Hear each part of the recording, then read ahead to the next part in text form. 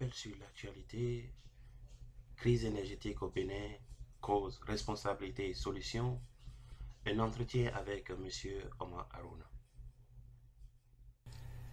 Amis du Zapping, bonjour et merci de nous retrouver encore dans notre rubrique Appel sur l'actualité.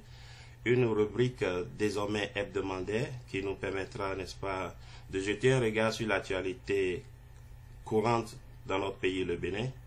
Et aujourd'hui, nous avons le plaisir de recevoir sur notre plateforme M. Omar Harouna. Il est l'ambassadeur du Bénin auprès des États-Unis d'Amérique. Et avec lui, nous aborderons la crise énergétique qui sévit actuellement au Bénin. M. Harouna, bonjour et merci d'avoir accepté notre invitation. Merci, M. Panou du Zapping. Et je voudrais vous rappeler que c'est l'une des raisons principales pour laquelle j'ai accepté votre invitation. Surtout parce que j'ai remarqué que votre zapping n'est pas généralement balancé, c'est-à-dire que tout ce qui se dit dessus n'est nécessairement pas ce qui est vrai. Donc, je me permets de venir ici pour essayer quand même d'apporter beaucoup plus de clarification pour que quand même le traitement des nouvelles soit un peu balancé. Donc, merci de m'accueillir sur votre émission. C'est tout un plaisir pour nous que de recevoir une personnalité de votre rang sur notre plateforme. Et vous savez, vous avez eu le mérite, grâce à vos bons souhaits, de permettre la remise en état de productivité de la centrale thermique de Maria Agrita, dont le site était en souffrance pour presque 7 années. Les turbines ont à peine commencé à tourner et que déjà la fourniture en électricité est perturbée dans les villes de Cotonou et de Porto-Novo notamment. Alors dites-nous, M. Harouna, quelles sont les causes du délestage et des nombreuses coupures d'électricité allant parfois jusqu'à 12 heures, voire plus, ces derniers jours à Cotonou et à Porto-Novo? Au fait, il faut dire que c'est une situation qui n'est pas propre au Bénin par rapport au délestage ou aux coupures intempestives qui se font. C'est une situation qui, au fait, est régional, je dirais, même sous-régional, même régional. Dans le sens où depuis au moins des mois, vous l'aurez entendu dans des pays comme le Ghana, ils avaient de sérieux problèmes pratiquement depuis 1 an. Et ces problèmes, comme tout le circuit est interconnecté, ces problèmes font que, de manière générale, aussi, personne n'est à l'abri de ça. Donc, ce n'est pas un problème spécifique au Bénin. Il faut remettre ce problème dans ce contexte. Le premier contexte, c'est le contexte sous-régional. Le Bénin, le Togo, la Côte d'Ivoire, le Burkina Faso, le Nigeria et le Niger sont tous interconnectés. Ils ont mutualisé leurs efforts dans la génération et la distribution de l'énergie. Et ayant fait ça à travers ce qu'ils appellent le WAP, le West African Power Pool, ils se sont, et c'était juste pour essayer de diminuer un peu le coût de production. Et il se fait que l'un des producteurs qui servait le Bénin et le Togo, qui est la TCN, Nigerian Transmission Company, qui a eu des problèmes de divers ordres. Et il donnait à peu près 200 mégawatts au Bénin. Et du jour au lendemain, quand 200 mégawatts sont partis, il va falloir que on trouve des solutions. Mais heureusement qu'il y avait des solutions qui étaient déjà sur place. Mais c'est des solutions qui ne pouvaient pas satisfaire à la demande générale, parce qu'après tout, même en temps normal, on a un déficit qui varie entre 66 mégawatts ou plus en fonction des temps. Donc, c'est en fait ce qui a créé, ou bien qui crée cette situation-là. Et je crois que c'est une situation sérieuse. Et le gouvernement, et surtout le président Yahya Boumi, a pris toutes les dispositions depuis. Et c'est une des raisons pour laquelle, quand il est arrivé au pouvoir en 2006, il a poussé pour qu'on crée une centrale, parce que il a compris que on ne peut pas dépendre des autres pour notre énergie. Il a créé et il a poussé pour qu'on mette une centrale en place. C'est ça la centrale de Maria Agrita. Bon. Qu'est-ce qui s'est passé entre avec la centrale de Maria Agrita? Il s'est passé beaucoup de choses, mais en général, un projet qui devait prendre 18 mois a pris plus de 18 mois, des années. Et donc, c'est un peu ça. Mais malgré ça, le projet a été conduit à terme. Et ça, c'est encore une fois grâce à la persistance du président de la République. Et l'effort que le président personnellement a mis pour que ce projet se réalise, si cet effort, on devait le mettre dans tous les projets, ça sera intenable. Est-ce que vous voyez? Dans le sens où, si le président n'a pas persisté, on n'aurait pas, la centrale ne serait pas là où elle est aujourd'hui, elle ne serait pas en marche. Oui. Et ça, c'est dû à différentes situations. C'est dû déjà à, comment dirais-je, à la lenteur que nous-mêmes, Béninois, nous mettons dans les projets pour nous permettre de réussir.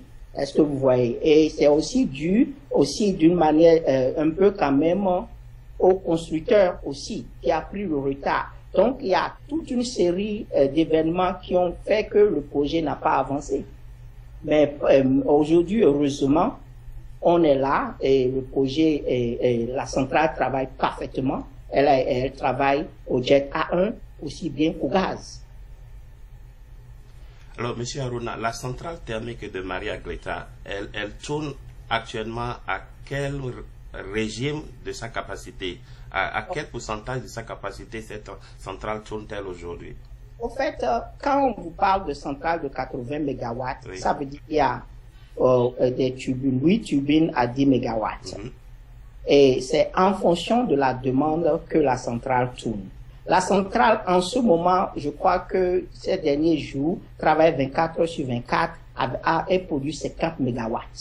Il faut dire que quand vous avez une centrale de 8 turbines, vous devez, ce qu'on appelle, vous êtes informaticien, vous le connaissez, vous devez appliquer, avoir une approche de redondance. Ça veut dire que vous utilisez assez de turbines, mais vous laissez en réserve certaines au cas où l'une des turbines tourne en panne pour qu'il n'y ait pas une discontinuité dans la production d'énergie. Donc, c'est pour ça que la centrale au départ, quand tout a été mis en place et qu'on a commencé, ils ont commencé par tourner avec 4 turbines. Donc, à peu près 40, ça dépend. Et encore, mais ces derniers jours, à cause du manque criard, ils sont allés jusqu'à 50 mégawatts et 24 heures sur 24. Et il faut remettre tout ça là dans un contexte général de la production d'énergie. C'est-à-dire quoi? C'est-à-dire que les sources d'énergie, en fonction de leur coût, et parce que c'est mutualisé par la CEB, oui, on essaie d'avoir une priorité dans là où on prend la production d'énergie. Au départ, le Nigeria était le moins cher. Elle l'est toujours. La production du Nigeria était moins chère. Donc, la préférence est donnée au Nigeria. On achète le maximum de leur côté parce que c'est moins cher et on remet dans le réseau.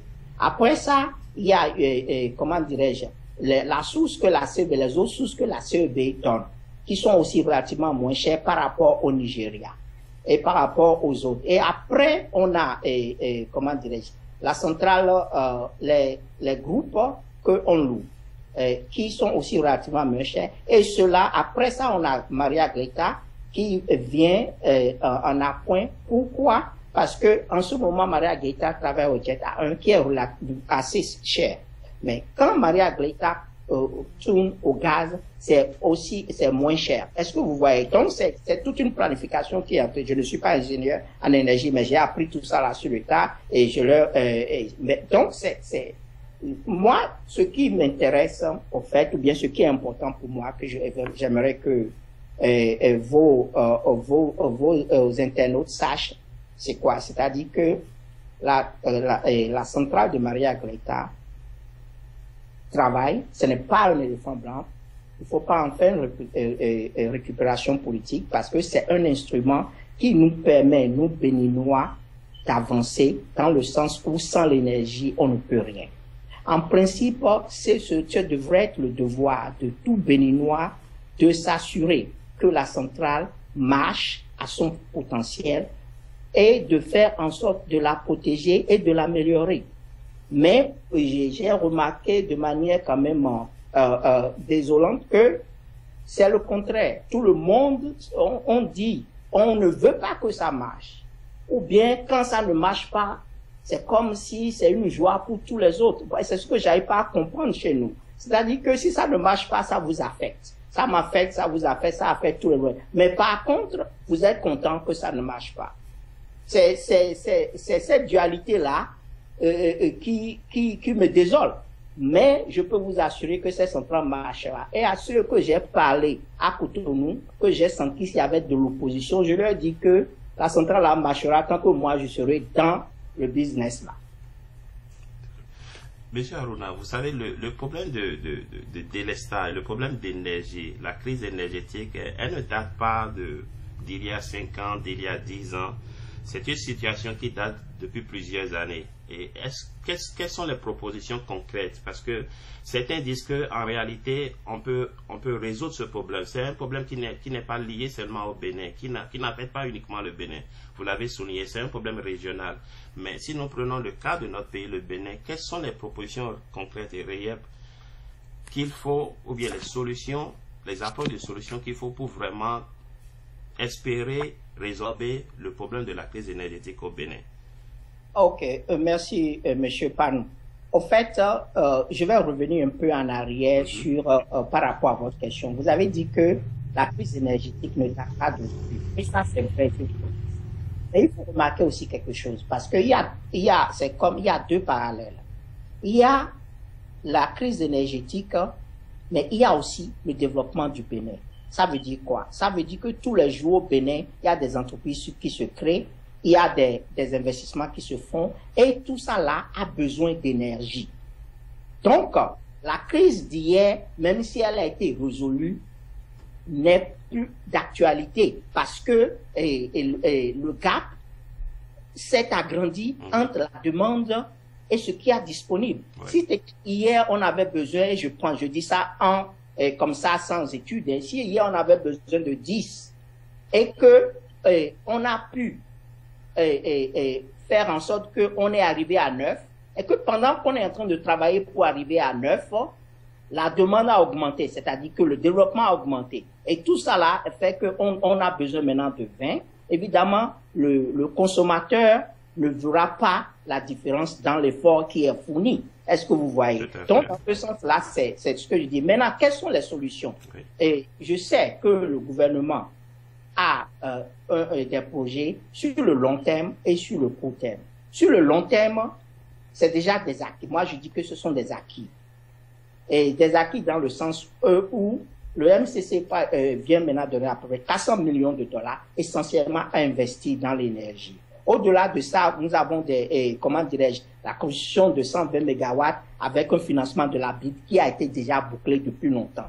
Et donc, ça, c'est sur le long terme, ça. Ça, c'est des acquis, c'est des choses sur lesquelles on dit on peut compter dessus. Maintenant, sur le court terme et le moyen terme, il y a des solutions. Par exemple, sur le court et le moyen terme, je dirais que le président a lancé une initiative de 1000 mégawatts avant la fin de l'année. Ça veut dire simplement quoi?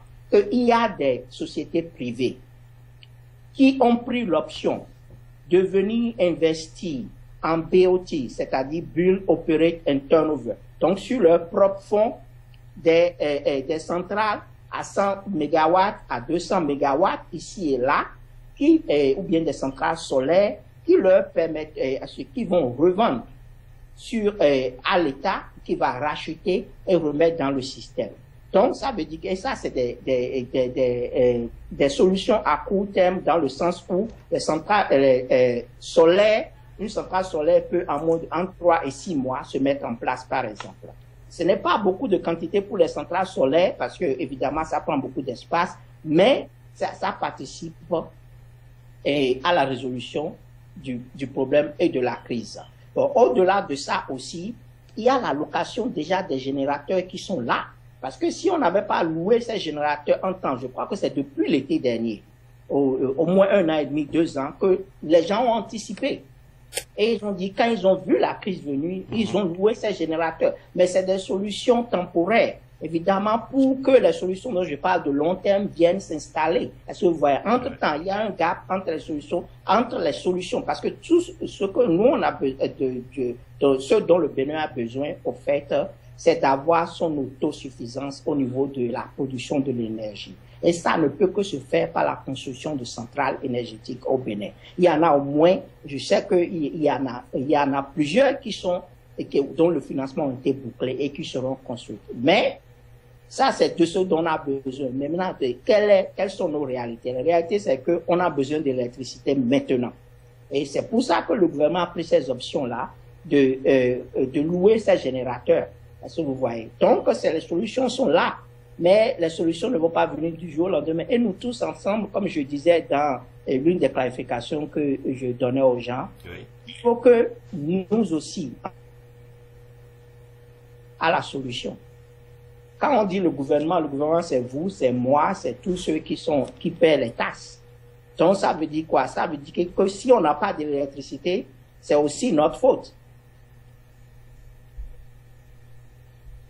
Alors, M. Haruna, si je comprends bien, on peut certainement parler de problèmes à deux niveaux. Il y a d'abord le problème de la production et certainement aussi le problème de la distribution.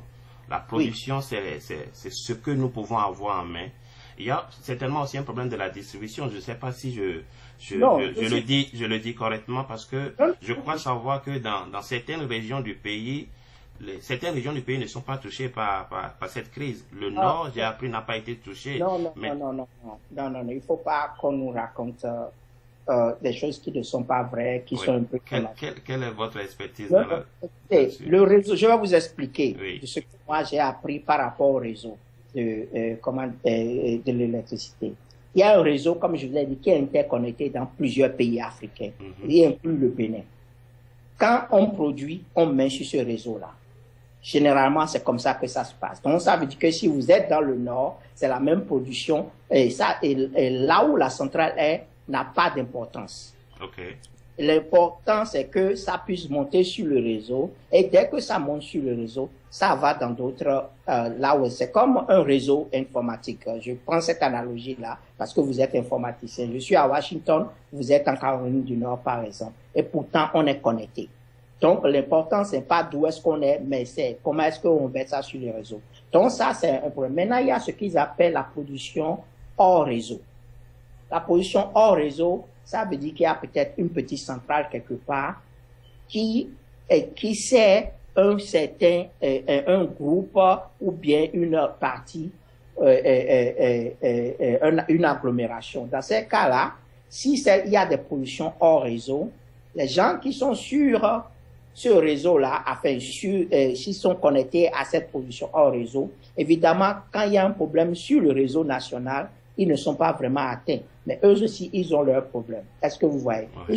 Il se fait aussi que des fois, il y a ce qu'ils appellent, en anglais, ça s'appelle mini-grid.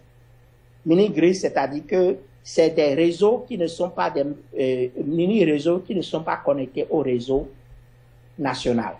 Et s'il y a un générateur sur ce réseau-là, donc ce réseau-là aussi peut être indépendant des anomalies qui peuvent se trouver sur le réseau national, par exemple. Et en plus de ça, il y a ce qu'on appelle les productions individuelles. Il y a plusieurs usines, par exemple, au Bénin, qui ont leur générateur, par exemple, et qui produisent leur propre électricité.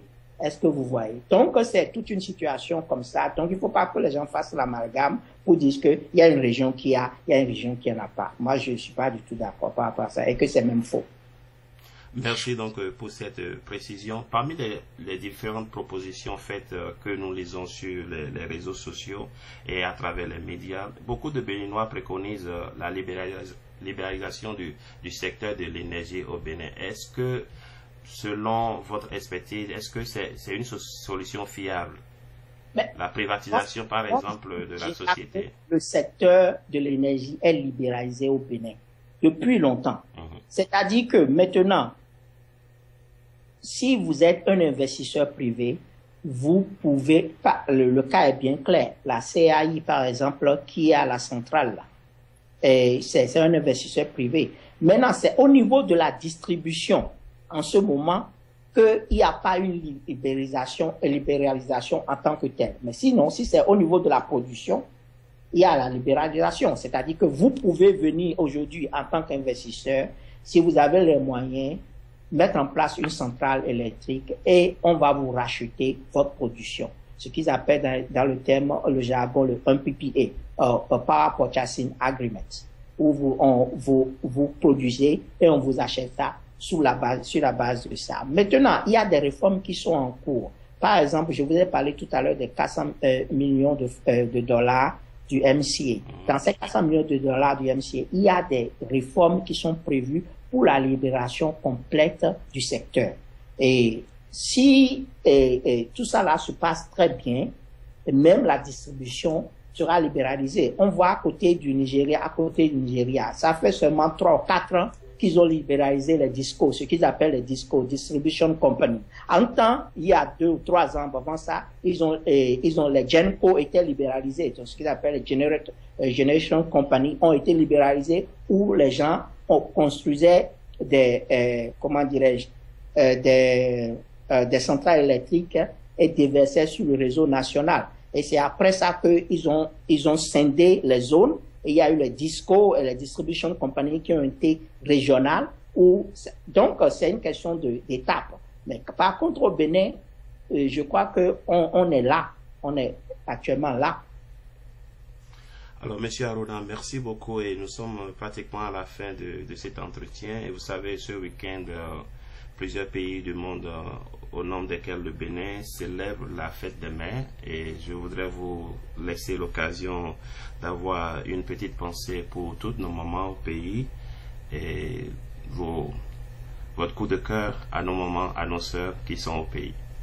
Oui, je dirais à toutes nos mamans au pays et une très très bonne fête des mères, particulièrement à ma maman aussi évidemment qui est au pays. Donc quand les gens disent qu'on est ici à l'abri du délestage, ce n'est pas évident. Donc on sait exactement ce qui se passe. Donc et vous aussi, à votre maman ou celles qui vous ont chères, je leur souhaite une bonne fête des mères. Et surtout, Monsieur Panou, je le dirais en ligne, vous faites un bon travail, mais votre travail n'a pas de balance. Je crois que vous gagnerez beaucoup dans le travail que vous faites si vous mettez aussi beaucoup plus en exergue l'autre côté de la communication. Ce n'est pas seulement qu'il faut attaquer le gouvernement. Oui, quand il faut attaquer le gouvernement, quand ça ne marche pas, mais il faut aussi dire quand le gouvernement travaille bien ou attaquer l'opposition quand l'opposition aussi ne marche pas. Merci. Merci, Monsieur Arona, et j'ai pris bonne note et je prendrai en considération vos remarques et je suis vraiment ouvert à toutes les remarques. Le contact est établi avec vous.